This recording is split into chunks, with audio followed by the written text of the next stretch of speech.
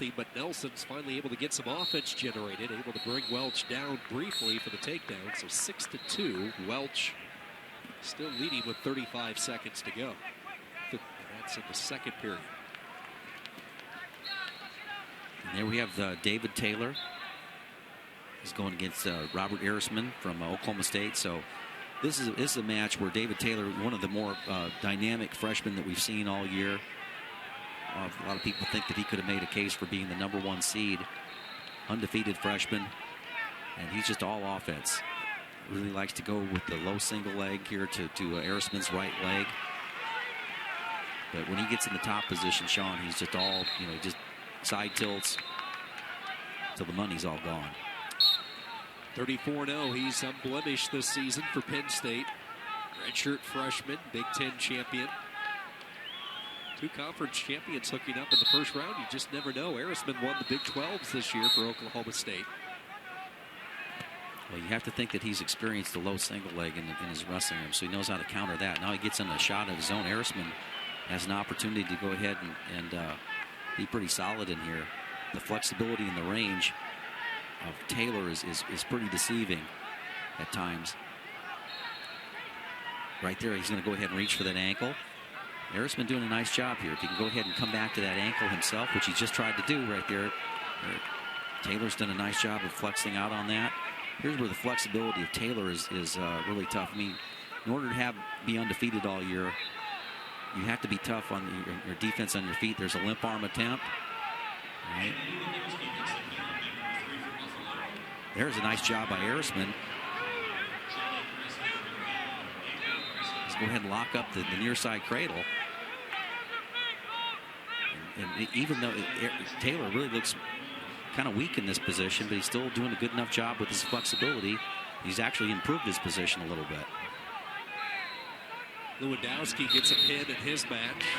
Second period fall for Mark Lewandowski from Buffalo over Josh Condon of Chattanooga. Jason Welch leading 7-2, 1:13 in the third period. I'm locked on to this Penn State-Oklahoma State matchup. So, third seed, David Taylor. In the first couple minutes of this match, haven't gone his way. He's given up a leg shot, but he hasn't given up any points. He's really had to work pretty hard. There, that's what he does as well as anybody in the country. Drops in on that low single. Run off the whistle. Yeah, he does. It's like he comes from underneath the mat. He reaches up and grabs that ankle and just drives through.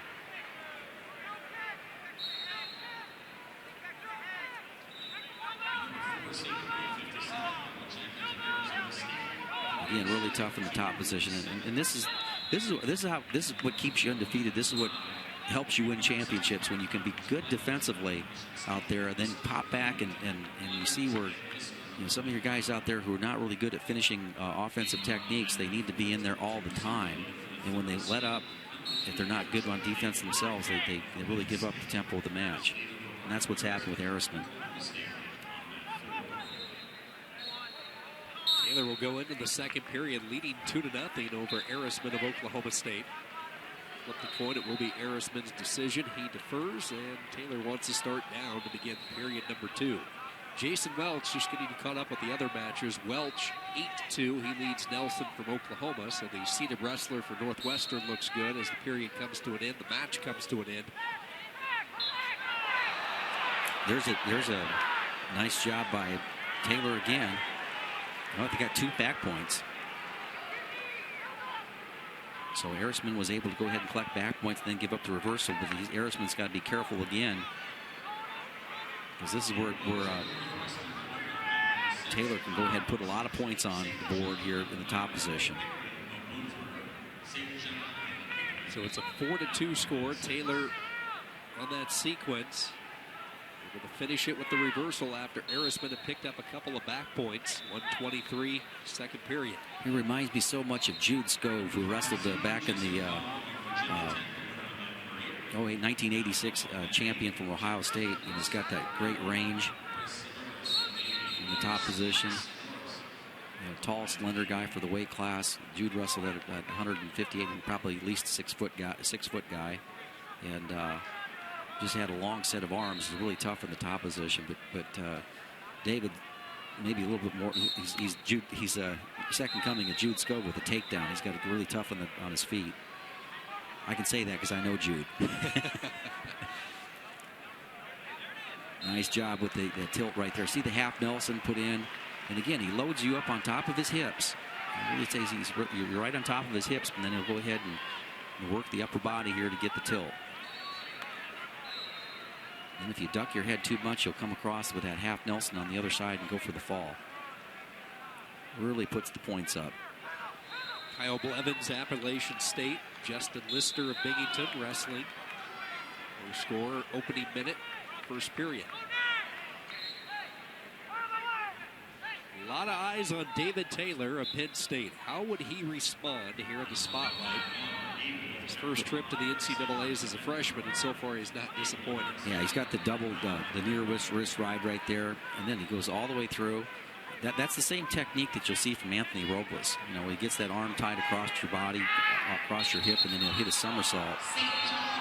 And that's a great call by the official there. A lot of people don't recognize how tough that is on the outside of the knee joint there of Erisman. And we're not, this sport is not designed to go out there and hurt people. If you see something potentially dangerous, you're going to stop it. And that was a good call. Corey Mock, North Carolina, second time we've had his bout on this morning. He won the pigtail match earlier today, so now he gets the Rutgers wrestler in an injury timeout. Got his shoulder jarred, it looked like, so they're working on him. He trails 2-0.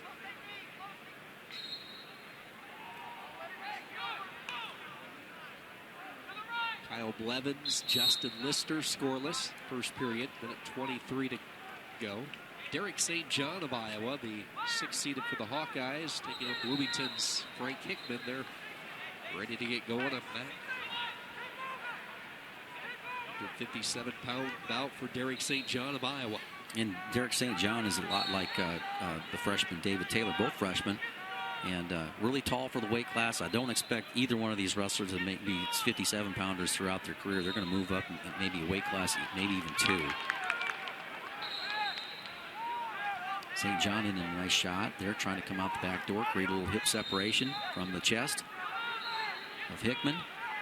He can do that. He'll turn back into him and get the easy 2 points.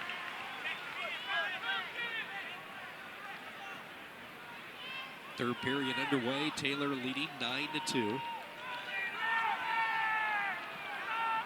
Erisman looking for the trip. Taylor cautiously avoiding it. Now a stalling warning.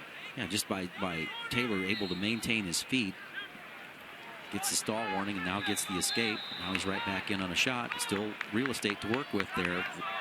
Taylor keeping a foot in. It'll be tough for him to get it, but he's going to go ahead and try to. The referee looks like he's going to give him a chance, an opportunity to score here.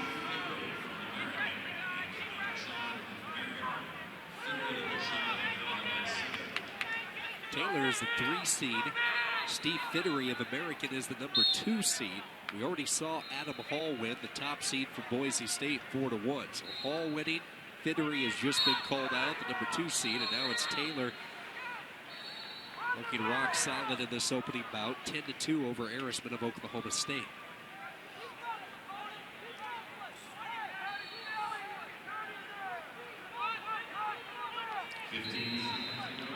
Rutgers still leading.